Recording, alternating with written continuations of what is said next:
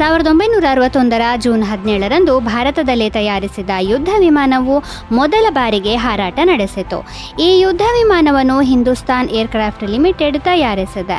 Hindustan aircraft limited ಸ್ವಾತಂತ್ರ್ಯದ ನಂತರ ಭಾರತದಲ್ಲಿ ವಿಮಾನಗಳನ್ನು ತಯಾರಿಸುತ್ತಿತ್ತು. ಆದರೆ ಪ್ರಪಂಚದ ಇತರ ಅಭಿವೃದ್ಧಿ ಹೊಂದಿದ ದೇಶಗಳಂತೆ ಭಾರತವು ಯಾವುದೇ ಸೂಪರ್ಸಾನಿಕ್ ಯುದ್ಧ ವಿಮಾನವನ್ನು ಹೊಂದಿರಲಿಲ್ಲ. ಭಾರತೀಯ ಸೇನೆಯ ಬಳಿ ಅಂತಹ ವಿಮಾನ ಇರಲಿಲ್ಲ. ಇದರಿಂದಾಗಿ ಅಂದಿನ ಪ್ರಧಾನಿ ಪಂಡಿತ್ ಜವಾಹರ್ಲಾಲ್ ನೆಹರು ತೀವ್ರ ಆತಂಕಗೊಂಡಿದ್ದರು. ಈ ನಿಟ್ಟಿನಲ್ಲಿ ಅವರು ಹಿಂದೂಸ್ತಾನ್ ಏರ್ಕ್ರಾಫ್ಟ್ ಲಿಮಿಟೆಡ್ನೊಂದಿಗೆ ಮಾತನಾಡಿದ್ದರು. ಆದರೆ HALಗೆ ಯುದ್ಧ ವಿಮಾನಗಳನ್ನು ತಯಾರಿಸಿದ ಅನುಭವ ಇರಲಿಲ್ಲ. ಆದ್ದರಿಂದ ನೆಹರು ಜರ್ಮನ್ ವಿಜ್ಞಾನಿ ಕರ್ಟ್ ಟ್ಯಾಂಕ್ ಅವರೊಂದಿಗೆ ಮಾತನಾಡಿದರು. ಎರಡನೇ ಮಹಾಯುದ್ಧದ ಸಮಯದಲ್ಲಿ ಬಳಸಲಾದ ಹಲವು ಅತ್ಯುತ್ತಮ ಯುದ್ಧ ವಿಮಾನಗಳನ್ನು ಕರ್ಟ್ ವಿನ್ಯಾಸಗೊಳಿಸಿದ್ದರು. ನೆಹರು ಅವರ ಆದೇಶದ ಮೇರೆಗೆ ಕರ್ಟ್ 1956ರ ಆಗಸ್ಟ್ನಲ್ಲಿ ಭಾರತಕ್ಕೆ ಬಂದರು.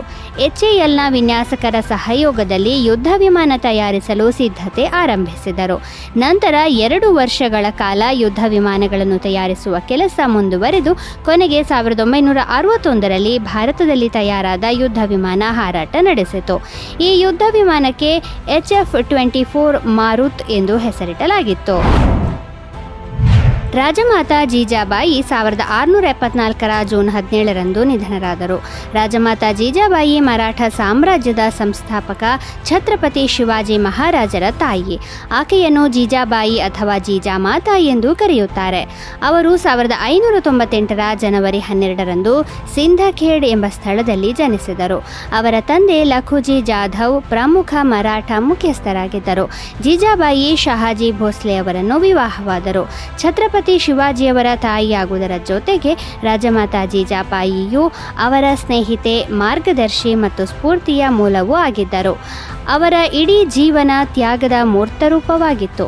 ಅವರು ತಮ್ಮ ಜೀವನದುದ್ದಕ್ಕೂ ಕಷ್ಟಗಳು ಮತ್ತು ಪ್ರತಿಕೂಲ ಪರಿಸ್ಥಿತಿಗಳನ್ನು ಎದುರಿಸಿದ ನಂತರವೂ ತಾಳ್ಮೆ ಕಳೆದುಕೊಳ್ಳಲಿಲ್ಲ ಮತ್ತು ಅವರ ಮಗ ಶಿವನಿಗೆ ಆ ಎಲ್ಲ ಮೌಲ್ಯಗಳನ್ನು ನೀಡಿದರು.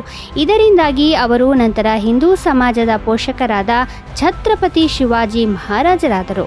ರಾಜಮಾತಾ ಜೀಜಾಬಾಯಿ ಅವರ ಜನ್ಮದಿನವನ್ನು ದೇಶದಲ್ಲಿ ರಾಜಮಾತಾ ಜೀಜಾವು ಜಯಂತಿ ಎಂದು ಆಚರಿಸಲಾಗುತ್ತದೆ.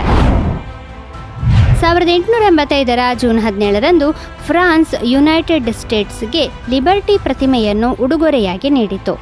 ಅದೇ ದಿನ ಈ ಪ್ರತಿಮೆ ಫ್ರಾನ್ಸ್ನಿಂದ ಅಮೆರಿಕವನ್ನು ತಲುಪಿತು. ಶಿಲ್ಪಿ ಫ್ರೆಡ್ರಿಕ್ ಆಗಸ್ಟೆ ಬಾರ್ತೋಲ್ಡಿ ಅವರ ಸಹಯೋಗದೊಂದಿಗೆ ಫ್ರೆಂಚ್ ರಾಜಕಾರಣಿ ಎಡ್ವರ್ಡ್ ಡೆ ಲ್ಯಾಬೌಲೆ ಅವರು ಪ್ರತಿಮೆಯನ್ನು ವಿನ್ಯಾಸಗೊಳಿಸಿದರು ಮತ್ತು ಅದರ ಲೋಹದ ರಚನೆಯನ್ನು ಗುಸ್ಟಾವ್ ಐಫೆಲ್ ನಿರ್ಮಿಸಿದರು. ಈ ಪ್ರತಿಮೆಯು ನ್ಯೂಯಾರ್ಕ್ ಬಂದರಿನಲ್ಲಿದೆ ಮತ್ತು ಇದನ್ನು ಸ್ವಾತಂತ್ರ್ಯ ಮತ್ತು ಪ್ರಜಾಪ್ರಭುತ್ವದ ಪ್ರಮುಖ ಸಂಕೇತವೆಂದು ಪರಿಗಣಿಸಲಾಗಿದೆ. ಲಿಬರ್ಟಿಯ ಪ್ರತಿಮೆಯು ರೋಮನ್ ಸ್ವಾತಂತ್ರ್ಯದ ದೇವತೆಯಾದ ಲಿಬರ್ಟಾಸ್ ಅನ್ನು ಪ್ರತಿನಿಧಿಸುವ ಮಹಿಳೆಯ ಪ್ರತಿಮೆಯಾಗಿದೆ. ಪ್ರತಿಮೆಯ ಬಲಗೈಯಲ್ಲಿ ದೊಂದಿ ಮತ್ತು ಎಡಗೈಯಲ್ಲಿ ಅಮೆರಿಕದ ಸ್ವಾತಂತ್ರ್ಯದ ದಿನಾಂಕವನ್ನು ಬರೆಯಲಾದ ಪುಸ್ತಕವಿದೆ. ಅಮೆರಿಕದ ಸ್ವಾತಂತ್ರ್ಯದ 100ನೇ ವಾರ್ಷಿಕೋತ್ಸವದ ಪ್ರಯುಕ್ತ ಫ್ರಾನ್ಸ್ ಈ ಪ್ರತಿಮೆಯನ್ನು ಅಮೆರಿಕಕ್ಕೆ ಉಡುಗೊರೆಯಾಗಿ ನೀಡಿತ್ತು. ಈ ಪ್ರತಿಮೆ ಫ್ರಾನ್ಸ್ ಮತ್ತು ಅಮೆರಿಕ ನಡುವಿನ ಸ್ನೇಹವನ್ನು ಸಂಕೇತಿಸುತ್ತದೆ. 350 ಪ್ರತ್ಯೇಕ ಭಾಗಗಳಾಗಿ ಒಡೆದು ಪ್ರತಿಮೆಯನ್ನು ಫ್ರಾನ್ಸ್ನಿಂದ ನ್ಯೂಯಾರ್ಕ್ಗೆ ತರಲಾಗಿತ್ತು ಮತ್ತು ನಂತರ ಅದನ್ನು ನ್ಯೂಯಾರ್ಕ್ನಲ್ಲಿ ಜೋಡಿಸಲಾಯಿತು ಎಂದು ಹೇಳಲಾಗುತ್ತದೆ. ಈ ಪ್ರತಿಮೆಯನ್ನು ನಿರ್ಮಿಸಲು ಆದ ಖರ್ಚನ್ನೆಲ್ಲ ಕ್ರೌಡ್ ಫಂಡಿಂಗ್ ಮೂಲಕ ಸಂಗ್ರಹಿಸಲಾಗಿತ್ತು. 200 ಟನ್ಗಿಂತಲೂ ಹೆಚ್ಚು ತೂಕದ ಈ ಪ್ರತಿಮೆಯನ್ನು ಕಬ್ಬಿಣ ಮತ್ತು ತಾಮ್ರದ ದೊಡ್ಡ ತಟ್ಟೆಗಳನ್ನು ಜೋಡಿಸಿ ತಯಾರಿಸಲಾಗಿದೆ. ಇದನ್ನು ಅಧಿಕೃತವಾಗಿ 1886ರ ಅಕ್ಟೋಬರ್ 28ರಂದು ಅನಾವರಣಗೊಳಿಸಲಾಯಿತು. 1947ರ ಜೂನ್ 17ರಂದು ಮ್ಯಾನ್ಮಾರ್ ತನ್ನನ್ನು ತಾನು ಗಣರಾಜ್ಯವೆಂದು ಘೋಷಿಸಿಕೊಂಡಿತು. ಮ್ಯಾನ್ಮಾರ್ ದೀರ್ಘಕಾಲದವರೆಗೆ ಬ್ರಿಟಿಷ್ ವಸಾಹತುಶಾಹಿ ಆಳ್ವಿಕೆಯಲ್ಲಿತ್ತು. 1852ರಲ್ಲಿ ಬ್ರಿಟಿಷರು ಮ್ಯಾನ್ಮಾರನ್ನು ಸಂಪೂರ್ಣವಾಗಿ ನಿಯಂತ್ರಣಕ್ಕೆ ತೆಗೆದುಕೊಂಡರು ಮತ್ತು 1886ರಲ್ಲಿ ಅವರು ಇಡೀ ಮ್ಯಾನ್ಮಾರನ್ನು ಬ್ರಿಟಿಷ್ ಭಾರತದಲ್ಲಿ ವಿಲೀನಗೊಳಿಸಿದರು. ನಂತರ 1937ರಲ್ಲಿ ಬ್ರಿಟಿಷರು ಮ್ಯಾನ್ಮಾರನ್ನು ಬ್ರಿಟಿಷ್ ಇಂಡಿಯಾದಿಂದ ಪ್ರತ್ಯೇಕಿಸಿದರು. ಸ್ವಾತಂತ್ರ್ಯದ ನಂತರ ನಂತರ ಮ್ಯಾನ್ಮಾರ್ ಸಂಸದೀಯ ಪ್ರಜಾಪ್ರಭುತ್ವವನ್ನು ಅಳವಡಿಸಿಕೊಂಡಿತು. ಆದರೆ ಆಂತರಿಕ ಸಂಘರ್ಷ ಮತ್ತು ಅಸ್ಥಿರತೆಯಿಂದಾಗಿ ದೇಶವು ಅನೇಕ ಸವಾಲುಗಳನ್ನು ಎದುರಿಸಿತು. 1962ರಲ್ಲಿ ಮಿಲಿಟರಿ ದಂಗೆಯ ಮೂಲಕ ಜನರಲ್ ಅಧಿಕಾರವನ್ನು ವಶಪಡಿಸಿಕೊಂಡರು ಮತ್ತು ಮಿಲಿಟರಿ ಆಡಳಿತವನ್ನು ಸ್ಥಾಪಿಸಿದರು. ನಂತರ 2015ರಲ್ಲಿ ಇಲ್ಲಿ ಚುನಾವಣೆಗಳನ್ನು ನಡೆಸಲಾಯಿತು. ಆದರೆ ಮಿಲಿಟರಿ ಮತ್ತು ನಾಗರಿಕ ಸರ್ಕಾರದ ನಡುವೆ ಸಂಘರ್ಷ ಮತ್ತು ಅಸ್ಥಿರತೆ ಮುಂದುವರೆಯಿತು. 2021ರಲ್ಲಿ ಮ್ಯಾನ್ಮಾರ್ನಲ್ಲಿ ಮತ್ತೆ ಮಿಲಿಟರಿ ದಂಗೆ ನಡೆಯಿತು ಮತ್ತು ಪ್ರಜಾಸತ್ತಾತ್ಮಕವಾಗಿ ಚುನಾಯಿತ ಸರ್ಕಾರವನ್ನು ತೆಗೆದುಹಾಕಲಾಯಿತು.